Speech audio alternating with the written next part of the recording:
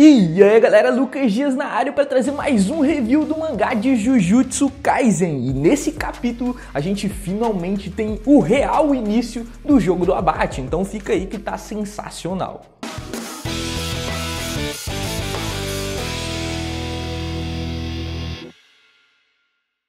E bom, a gente começa esse capítulo com o Panda, Megumi e Itadori contando pro Hakari tudo aquilo que ele ainda não sabe. A primeira coisa que eles contam é que o Satoru Gojo foi selado, e a gente já dá pra ver que o Hakari ficou bem surpreso com essa informação. Logo depois o Panda diz que o seu pai, o Yaga, acabou morrendo. Um destaque aqui pra cara do Itadori, porque ele ficou ali bem preocupado de que a culpa era dele. Pelos acontecimentos de Shibuya, acabou que o Itadori matou muita gente sem querer, então ele ficou muito preocupado, mas o Panda logo percebe e tira toda a preocupação ali do Itadori, falando que era uma relação do Yaga com o alto escalão e por isso que ele acabou morrendo. E por mais que todo mundo estivesse ali com pena e preocupado com o Panda logo tranquiliza todo mundo, falando que tá tudo bem. O Hakari até solta uma frase um pouco engraçada, ele fala que não ficou depressivo dessa forma desde quando ele viu o Yaku, que é um servo do filme Princesa Mononoke, levar uma flechada na sua bunda. Então é realmente algo bem nonsense soltado aí pelo Hakari. E depois de receber toda essa informação, todas essas notícias, o Hakari fala que vai ajudá-los no objetivo deles, mas que ele não agirá de forma emotiva, não vai fazer isso por pena ou em preocupação pelas outras pessoas. Isso daqui é um negócio. E em troca dele ajudar o Megumi, o Panda e o Itadori nessa missão aí do jogo do abate, eles terão que ajudá-los depois no seu negócio de luta ilegal. É aí que o Megumi solta outra informação e o Hakari ficou ainda mais surpreso do que das outras duas informações. O Megumi acaba de falar que ele é o novo líder do clã Zenin. E agora o Hakari começa a bolar vários planos aqui. Ele quer a ajuda do clã Zenin, que é um dos maiores clãs do mundo de Jujutsu Kaisen, e por causa disso ele acaba tratando o Megumi até mesmo de uma forma diferente, uma forma melhor. O grande problema e azar do Hakari é que no dia seguinte, isso daí ainda não aconteceu nessa linha do tempo aqui agora, a Maki acaba com praticamente todo o clã Zenin. Aposto que o Hakari vai ficar muito decepcionado de receber essa notícia. Apesar da gente ter visto já o resultado da Maki lá matando todo mundo, isso daí ainda vai acontecer. O GG Akutami acabou misturando aí a linha do tempo, mostrou uma coisa um pouco do futuro e depois voltou ao passado, que é todo esse acontecimento aí, toda essa luta do Itadori e Megumi contra o Hakari e o Kirara. Mas bom, agora que eles já acordaram tudo, eles estão decidindo aonde eles vão ir. Porque para caso você não se lembre, existem várias cúpulas no Japão e cada uma delas tem ali uma parte do jogo do abate. Então a ideia é se separar para que eles consigam o objetivo deles de conseguir os 100 pontos e mudar a regra e salvar a Tsumiki e também procurar esse anjo para resgatar o Satoru Gojo. Mas antes deles começarem a decidir para qual cúpula eles irão, aparece um Kogane do nada e ele traz a notícia de que uma nova regra foi adicionada. Uma regra onde todos os participantes terão seus dados revelados. Ou seja, basicamente o nome, a quantidade de pontos, a colônia, a cúpula onde ela está vai ser revelada e também o número de regras que essa pessoa já adicionou no jogo do abate. E depois dessa notícia de que uma nova regra foi adicionada, a gente corta para um novo personagem e aparentemente ele acabou de matar uma pessoa fazendo um rombo no peito dela. Essa pessoa aparentemente viveu há 400 anos atrás, ou seja, é um daqueles artefatos que foi inserido lá pelo Kenjaku e aparentemente essa pessoa está atrás do Sukuna. Esse novo personagem se chama Kashimo Hajime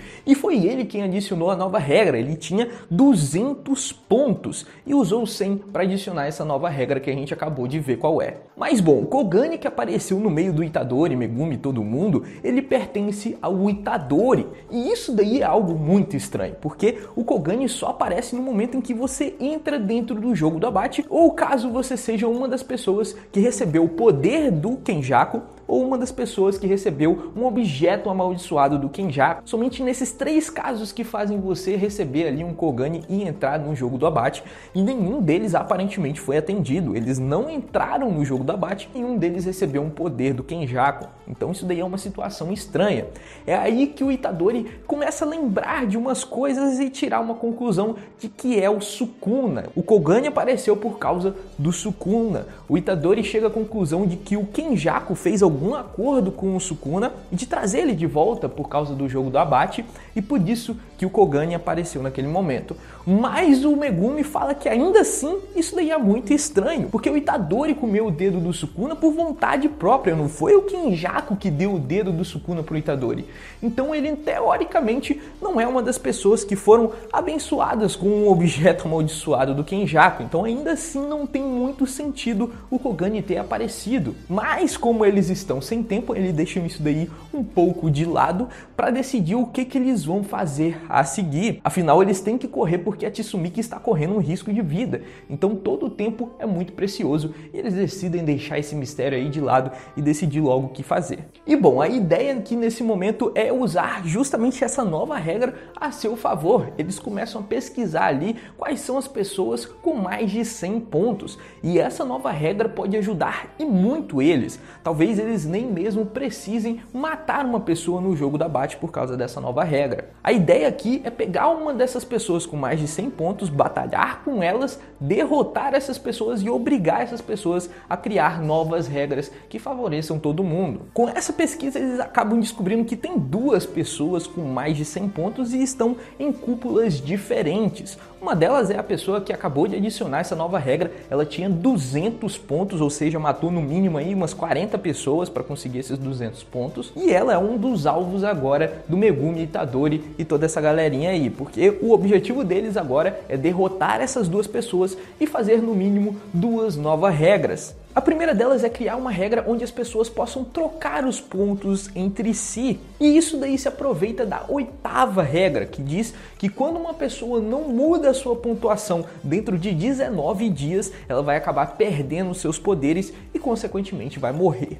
Então o objetivo aqui é trocar os pontos entre um e outro, com isso obedecendo a oitava regra. Então elas não precisariam mais matar ninguém e com isso elas não correriam o risco de morrer depois de 19 dias. Essa daí é a primeira regra e o objetivo principal dessa galerinha aí. A segunda regra é mais uma tentativa, muito provavelmente o Kogane não vai aceitar, que é uma forma de tirar de vez as pessoas do jogo do abate. A intenção aqui é fazer com que elas possam pagar com os seus pontos e assim poderem sair do jogo do abate. Mas muito provavelmente o Kogane não vai deixar isso acontecer porque ele não pode deixar as pessoas saírem do jogo do abate. Então isso daí é só uma tentativa, mas eles não têm certeza se essa regra vai passar. A primeira é muito mais garantida, então eles provavelmente vão focar nessa primeira regra de tentar trocar os pontos e assim não precisarem mais matar ninguém em 19 dias. Fato é que agora está decidido o objetivo deles, eles vão atrás dessas três pessoas,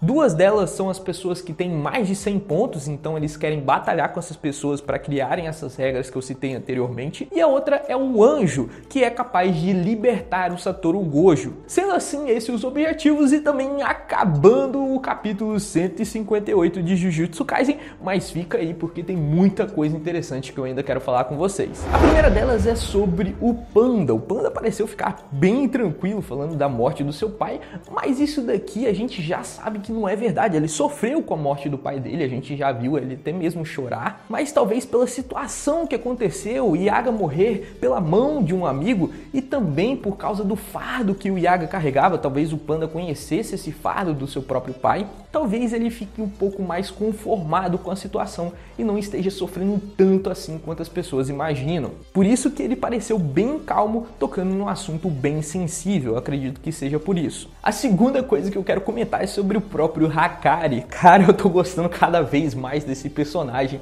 ele pensando em tentar se usufruir do clã Zenin, que tem um poder muito grande, usar o Megumi para isso, para ajudar o seu próprio negócio de lutas ilegais, e com certeza depois dessa catástrofe que a Maki fez, muito provavelmente eles não vão ter poder suficiente para ajudar o Hakari. Com certeza o Hakari vai ficar muito decepcionado. Eu sei que muito provavelmente o clã Zenin ainda vai ter algumas posses e um pouco de poder ainda, afinal é um clã bem grande, mas é óbvio que eles perderam muito do seu prestígio e não vai poder ajudar da mesma forma que o Hakari queria. Agora falando sobre esse novo personagem que pela primeira imagem que eu vi eu achei que fosse uma mulher, mas no caso eu acredito acredito agora que seja um homem. Ele parece ser extremamente forte. O buraco que ele fez no seu adversário, que é um xamã, diga-se de passagem, e também um buraco que ele fez na parede demonstra que ele é realmente muito poderoso. Além disso, ele falou uma coisa muito interessante, que as pessoas há 400 anos atrás eram mais fortes do que as que ele está enfrentando agora. Isso daí abre margem para duas interpretações. A primeira delas é que ele realmente nasceu há 400 anos atrás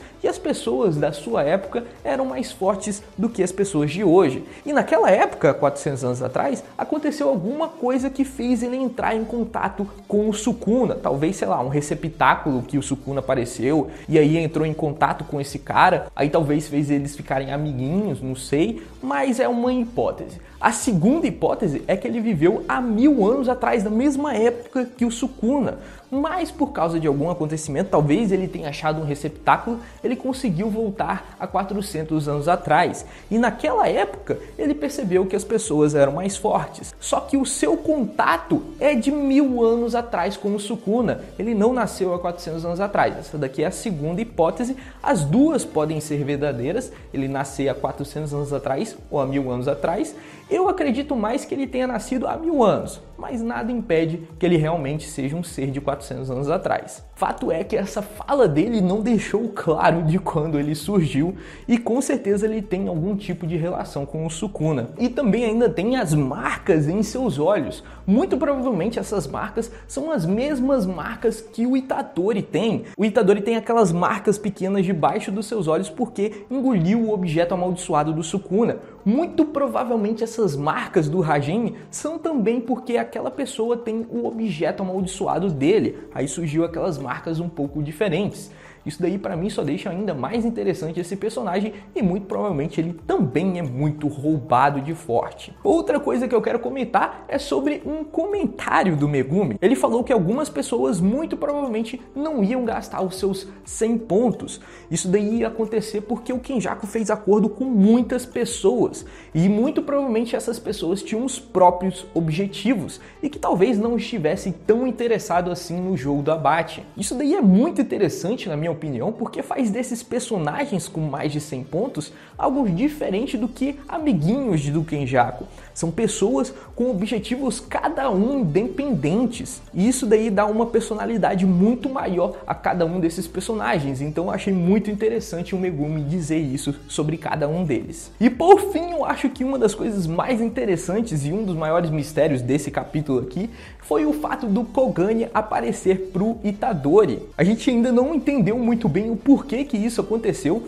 mas a gente já sabe que o Kenjaku é a mãe do Itadori e também que ele tem alguma relação com o Sukuna. Então eu acho bem possível sim que a hipótese do Itadori, do Kenjaku ter feito algum acordo com o Sukuna, seja uma hipótese verdadeira, que realmente o Sukuna possa ter virado um objeto amaldiçoado por causa do Kenjaku. Mas como o Megumi ainda deixou bem claro, isso ainda não explica o porquê que o Kogane apareceu para ele, porque o Itadori comeu o dedo do Sukuna por vontade própria, não foi por causa do Kenjaku. Então teoricamente não era para o Kogane aparecer. E isso talvez seja por causa da relação do próprio Itadori com o Kenjaku. A mãe dele é o Kenjaku. E a gente também já sabe que o Kenjaku tomou conta do Itadori por um tempinho. Afinal, a gente viu uma lembrança dele ainda bebê e a mãe dele aparecendo lá. Então, com certeza, eles tiveram uma relação por alguns meses ou anos, talvez. E talvez seja por essa relação que o Kogane já tenha aparecido para o Itadori. Talvez o pai do Yuji Itadori tenha fugido e conseguido salvar o seu filho e o Kenjaku tenha perdido a posse do Yuji Itadori. Mas no tempo em que eles estiveram juntos, ele tenha conseguido fazer alguma coisa no Itadori que resultou aí na aparição do Kogane. Fato é que a gente não tem certeza do porquê que esse Kogane apareceu, mas eu acredito que seja por causa da relação entre essas três pessoas. O Kenjaku sendo a mãe do Itadori Yuji e também a relação do Kenjaku com o Sukuna. Eu acho que a relação desses três está ficando cada vez mais estreita e muito provavelmente seja nesse arco já que a gente tem algumas revelações de toda a história do Itadori. Vamos ficar esperando porque agora finalmente começa o real jogo do abate e eu quero muita porradaria já. E bom, galera, era isso que eu tinha para dizer para vocês. Espero que tenham curtido desse vídeo e eu quero saber de vocês, por que vocês vocês acham que o Kogane apareceu pro Itadori? Deixe aqui nos comentários a sua opinião. E também não deixe de se inscrever nesse canal caso você seja novo aqui. Então se inscreve aí porque isso daí me ajuda a continuar produzindo mais e mais conteúdo pra você, beleza? Se inscreve aí. No mais eu vou ficando por aqui e nos vemos no próximo vídeo.